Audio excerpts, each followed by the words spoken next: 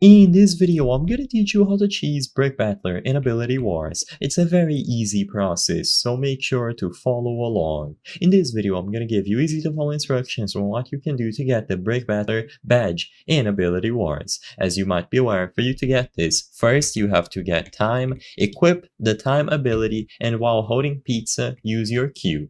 Now, this is going to take you into Crossroads. It is based on the famous map with the same name from the early days of Roblox, and while in Crossroads, you will be tasked to complete a series of 6 waves of enemies while being aided by teammates who respawn every wave.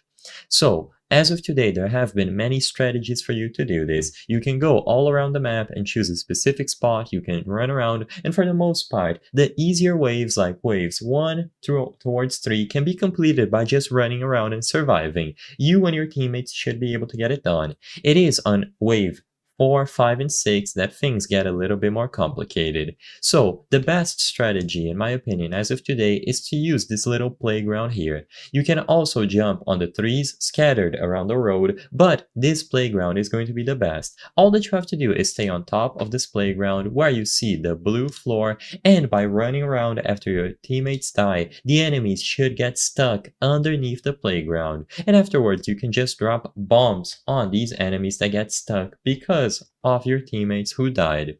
If you see someone jump on you, usually these ones that have the white and black swords, then all that you have to do is throw them off of the top and eventually kill them slowly. But for all of the other ones like the sword fighters, super ballers, and rocketeers, you can easily keep them stuck underneath the playground and drop bombs to kill them. I hope I was able to help you on how to cheese Brickbattler in Ability Wars. If this video helped you, please be sure to leave a like and subscribe for more very easy tips. Thank you for watching.